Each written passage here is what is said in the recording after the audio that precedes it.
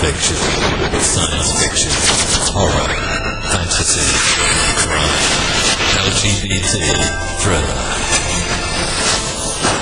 You have now entered the House of Mystery. Welcome back into the House of Mystery. I'm Al Warren. We've got Mr. Michael Hawley. That's correct. Here. Yeah, and I don't know what to call you today. Normally I have a good name for you, but The Ripper guy, that's it. The Ripper guy, yeah. And we're not talking Jack.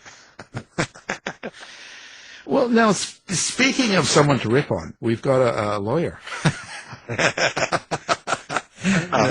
No, he seems like a really, really nice guy, and he's got some books to talk about. He's got one that he's promoting, and he's got quite a history with, let's say, we got Jonathan Handel. So welcome to the show. Thank you. Thank you very much, Al, and Michael as well. Nice speaking with you. He's not going to say it's nice speaking back. Not yet. He doesn't know. He's cautious. He's a lawyer, right? I'll reserve on that. Yeah. That's right. If the court, please. You know, being a lawyer, and you're well educated and the whole thing, and you got all that. What do you think about most legal programs and how lawyers are portrayed on TV in fictional movies and shows and that? Do you have ones that you think are just like, wow, I love that one, or love that lawyer, or ones you don't like? Like, where does that sit for you? Well, it's interesting. I'm a bit of a traditionalist almost in that I have to say I was influenced by the Perry Mason show very much when I was a kid. It was playing in reruns, and I've even had a few Perry Mason moments myself in negotiation and in court. I'm a transactional lawyer. I negotiate and draft contracts, but I've occasionally in the past been in court. Never indicted. It's by the skin of my teeth, perhaps. And it is interesting. I mean, there's this sort of quiet drama, sometimes not so quiet drama, when it comes to court matters. And of course, a lot of people are attracted, and watch celebrity trials. And as we'll get into, I appear in the media. Well, I'm appearing in the media right now, but I appear in the media quite a lot, and sometimes do get interviewed about celebrity trials. And so it's I approach it from multiple vantage points. What got you into writing books? Like, how does that happen? Because you're writing, I know this last one, you've got the Who Do You Want to Be? Now, that's a book for children. That's a big change from being a lawyer, I would think. Maybe I'm wrong. Well, there's an overlap in certain ways in that writing and communication is involved. And it is a book for kids 4 to 8. Who do you want to be? And there's a couple of touch points there. One is that kids 4 to 8 can be probably sometimes harder to deal with than litigants are. Although, as I say, I did litigate early in my career, but switched over to transactional law, to contracts. The title of the book, the subject of the book, Who Do You Want to Be, is obviously, what do you want to do when you grow up, is something that I've never entirely decided. I've had maybe a half dozen careers or mini careers. I started in tech, worked in tech in high school and college, and my undergraduate degree is applied math and computer science, and worked in tech for 4.5 years after college. Pivoted to law through political activism. I was a Democratic politico in Cambridge, Mass, and gay rights activist. And Cambridge, at the time I graduated, not only didn't have a gay rights law, didn't have a local civil rights law at all. And I decided to change that, and successfully did, and was actually asked to write the law, even though I'd never read a law in my life, which was interesting. And that led me, that experience, and pulling from a 5-4, we're going to go down to defeat 5-4 with the city council, turning that into a 6-3 victory, was something of a Perry Mason moment, led me to go to law school. Contract law and my expertise in the Hollywood unions and guilds that represent the writers, the directors, the actors, and so forth, led me to start blogging in 2007. And it turned into a writer's strike in 07 and 08. I started appearing in the media. My blogging was read by everybody. I was treated like a reporter. Some reporters stopped quoting me in the media because they said, your competitor. I'm not going to quote a competitor. I was like, I'm a lawyer who's blogging. What are you talking about? And then the Hollywood Reporter called a year or two later, one of the major trade magazines, and asked me to be their labor reporter. So for 10 years, from 2010 and 2020, I wrote about 1,400 stories, about 3 a week, while also practicing law. And that apparently opened up some writing pathways because I did get a short story published. And then in 2016, as I was falling asleep, I realized something very peculiar was happening, which was that a poem about Donald Trump was writing itself in the back of my head while I was trying to fall asleep. And this was particularly strange because I'd never written a poem in my life, except as a high school assignment. But I was always into rhymes and wordplay and whatnot. And I thought to myself, I don't know what the little people back there think they're doing, but I better get up and write this down because this is very strange. 2.5 hours later, I had a 6-page, 60-verse, that's 60, not 16, 60-verse rhymed poem in basically finished form. And I look at this and I'm like, so Donald effing Trump is my muse. I don't even know what to do with that. And I published this thing. It's no attention on the HuffPost. So then I decided to make an animated video of it, which took me 100 hours because I never made an animated video of anything. And about 800 or 900 people see it. And this one guy goes, you should have music in it. I'm like, well, I do. I have a backing track. And he goes, no, you should have songs. And I'm like, songs? I don't know anything about songs. I don't read music. I don't write music. I don't play music. I've never studied music. I don't know anything about songs. And I'm thinking to myself, songs, I just spent 100 hours doing at least a credible job at something I've never done before. And all this a-hole wants is more. Everyone's an effing critic. But he was right. And I ended up writing a musical about Donald Trump, which I published on Amazon in paperback and Kindle called Trump the Musical. And the poetry kept, over the years since then, it's kept coming, and the books, and Who You Want to Be started as the lyrics for a kid's song, the text did. And I realized if I spaced it out and did illustrations, I could have an illustrated kid's book, except I don't know how to illustrate, and I wasn't going to spend $15,000 or more on having it illustrated. And so I used AI, and it took me less than a day and less than $1, honestly, to do what otherwise would have been $15,000 worth of work. If I was just going to bed and I started dreaming and writing a poem which turned into a book and a thing about Donald Trump, I would seek psychological help. Well, that's the thing. Writing and publishing is psychological help. They pay you for it. True.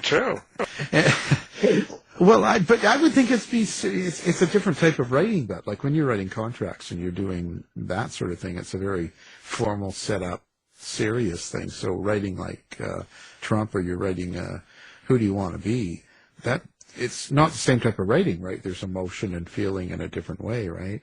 That's true. Although a good contract tells a clear story, because if everything's going well, you don't need the contract. But if things are not going well, the original people or their successors or an arbitrator or a judge or a lawyer needs to refer back to the contract, and then you want it to tell a clear story. So there are overlaps. I've done technical writing when I was in tech. One of the things that I did was write manuals and things like that.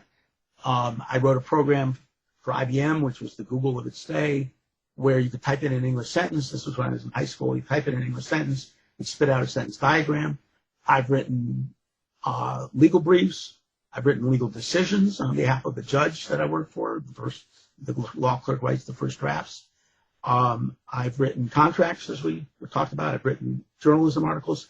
And, clear communication is of the essence in all of those. And usually telling a story of some sort or another is of the essence in all of those. And so there are overlaps. They're certainly, as you say, not the same, but there are overlaps. And sometimes the stuff just comes back. I got an email that triggered me, and I ended up writing a poem that I can perform for you called How Wireless Wi-Fi Cameras Revolutionize Remote Support. Do you know, asked the email I just got, how wireless Wi-Fi cameras revolutionize remote support? I had to retort that I this knew not, and that I cared even less, and without stress, I'd given it not a thought. Do you know, I almost replied in haste, how dictators begin? But I looked again, saw nothing but spin, and considered replying a waste. You're receiving this email, the footer claimed, because you opted in. Huh. As if to proclaim that in this game I actually had some skin. Do you know, I might have replied, that some folks starve in the streets, while others obscenely peddle their musk to two-time commanders of fleets? And while your servers guzzle from all the electrical plants, and while you're busy coding your apps, dark politicos do advance? Do you not know, my mind cried out, that fascist trumpets blare, while to the genies of high tech it's just AR and AI in the air? But I let the email be and replied to it not at all, because it seemed to me its concerns were dull and small. And so I was left to wonder whether Wi-Fi cameras repair what people have torn asunder and trashed with nary a care. That's amazing. I love that. Thank you. Yeah, it took, and it just comes, the good stuff just comes to me. It took me 10 or 15 minutes to write that. I mean, I just, Yeah, that's amazing. Only 10 to 15 minutes to do that. What's interesting to me is I think even what Al is kind of alluding to is like part of your brain is, so, perfect for a lawyer that's doing what you're talking about versus kind of almost like the right brain is different than the left brain. So you're just working both brains. Yeah, I nice. am. It's hopefully keep me sane the rest of my life, but or appropriately insane as the case may be. Yeah. Yeah. Well, you soon have a split personality. There'll be two of you. There'll be two. Exactly, though. Which means I'll have to pay AI twice to be cloned. Oh. So one of the things is when I had heard that you were an attorney, I was thinking, I bet he's got some true crime in him too. Is that something in the future? Maybe. I think about it. I don't do criminal law, although I have had some experience with that, and I'm actually probably the only person in the world who ever, the famous criminal attorney and Harvard professor Alan Dershowitz. I'm probably the only person in the world who ever rendered him speechless. Interesting. Yeah. So I do have stories. Yeah. And it was the only time it was in class. It was the only time I ever ever blushed in my life, before or since. But I could feel the heat rising out of my face as the class burst out laughing. Dershowitz just gave up and called on somebody else. Was it pre-OJ or post-OJ? Pre-OJ. Pre-OJ. Oh. It was Wow. 89.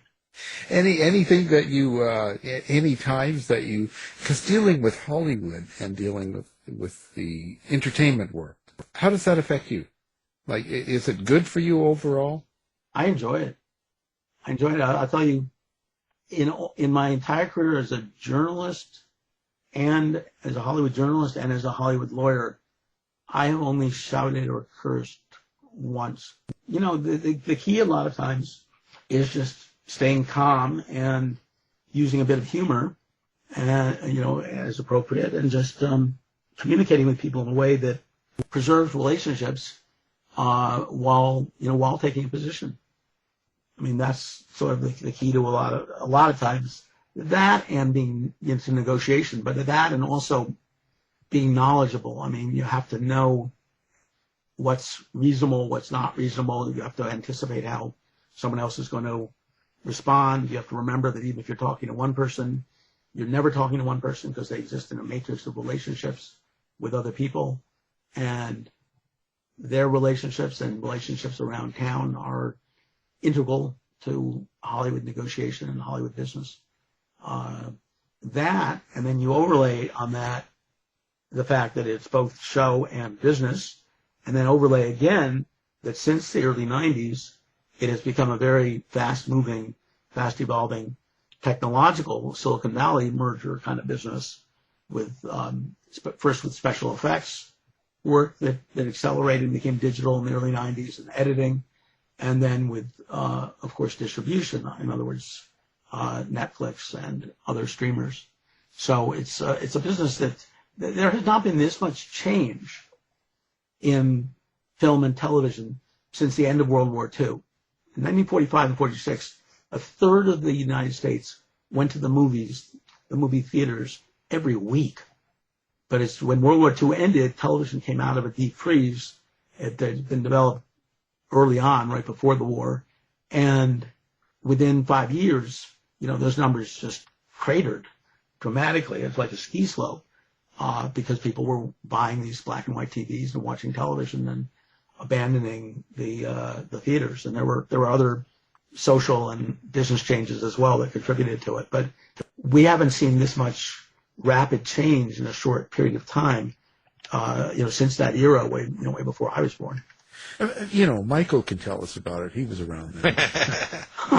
And then? Yeah. Well, the other thing, though, I was just thinking that now you probably have to deal with international law with China and India. Their Hollywoods, their respective Hollywoods are involved. Yeah, international law. Well, what's also, very deep is international co-productions. I mean, I was just on the phone with, I've been working sort of like a madman today on a deal involving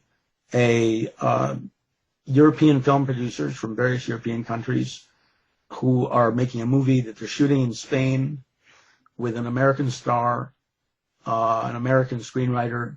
Director is, I think, American, might even be Canadian, I'm not sure. But so you have these multi-jurisdictional kinds of questions, and then, it being an independent film, the distribution side of things will be very heavily. So no tariffs then? No tariff. Well, I was called to comment on that for multiple media. Actually, no, the tariff made no sense. But I would be remiss if I didn't plug the kids' book at least one more time. Yeah, I was going to ask you what it's about. Like, what's the subtext? What is that you? Well, the subject, as I said, I myself have been, through these multiple careers, an adjunct professor and all the other things I mentioned. And so when I was talking to the composer, we were doing it as an exercise for a kid's song, what should it be about? We both had these zigzaggy careers, and I was like, well, why do we do about that? So here's the beginning of it. Here's a couple verses of it as it started as a song. One day my best friend said to me, "Who in the world do you want to be?" I thought and thought and thought and said, maybe a fireman because their trucks are red? I don't know. That's just a bad reason. Maybe a chef because they cook in season. I could be a lawyer, but that's too boring. My mom does that, and she's always snoring. I could be an influencer or even a brand, but that's really something I don't understand. I could work at a factory and do shift after shift, but I'd rather sell neckties or drive Uber or Lyft. I could be a coach or football or soccer, or be a player and have my own locker. And it, goes on in that kind of very cutesy vein. And then I had to figure out, okay, what's my conclusion I'm going to reach, and I'm not going to spoil the ending by telling you. The book is available in paperback, hardcover, and Kindle on Amazon. It's called Who Do You Want to Be? Targeted for kids 4 to 8. It's a picture book. About 60, 70 pages, but it's only 630 words, about a 15-minute read. So it's, age appropriate and everything. And it's for diverse kids. I mean, they're illustrations. A lot of AI programs, especially when I was preparing the book, can't keep a consistent character from page to page. Well, I didn't want a consistent character. I wanted kids of every, gender, color, orientation, religion, etc., to see themselves somewhere in the pages. And so that is exactly what this book does. And it's meant for everybody. Do you have like an adult version too, where you could be a stripper and a dancer and a dancer, but not but not a stripper though. It's funny you mentioned the. I guess that was another one of your careers. No, but there's another idea for a book actually. So the lifeguard, one of you can have it generate multiple pictures. So one of the pictures was great, handsome, muscular lifeguard, but not too sexy, just age appropriate. And there's a bunch of people on the beach with him and all that. Then there was another that was kind of boring. Then there were two others that were like, the prompt. I should tell you, the prompt that I gave it for most pictures was colorful illustration for a kid's book of a female lawyer snoring, a writer, or this or that, a lifeguard. Well, two of them I was like, these aren't age appropriate.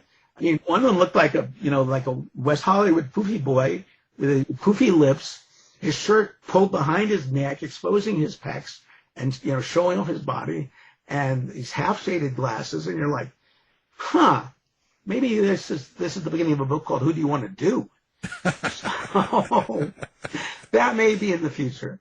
Yeah. Well, why not? Come on. But this book, again, I want to reassure parents, this book is completely age appropriate. It is neither discriminatory nor age inappropriate. That was exactly what I was aiming for. I want kids, including kids who who are starting to show that they might be gay, might be trans, might be just atypical for what's considered typical for their gender, whatever it is.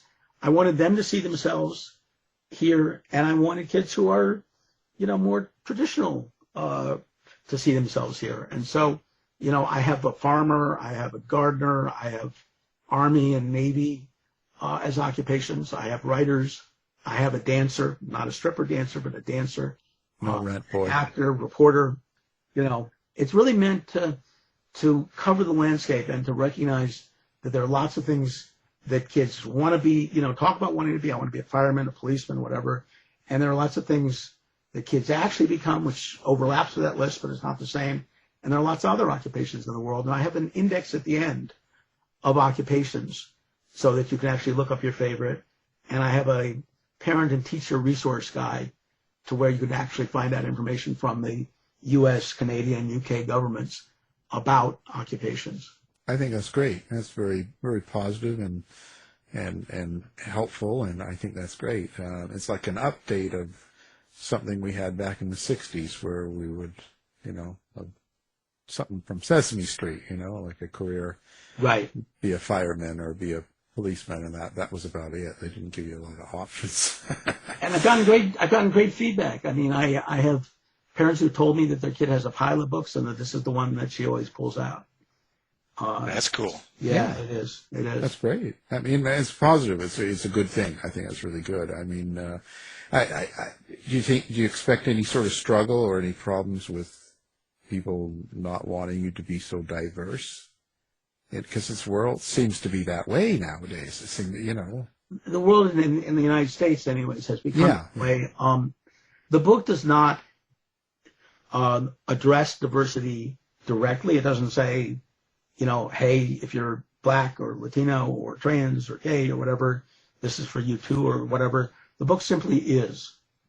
And it is the way the world simply is, which is the world is diverse. And some people's level of prejudice against diversity is extreme enough that if the face isn't, white, male, straight, and cisgender, non-trans, that they aren't having it. And in that case, this isn't a book for them.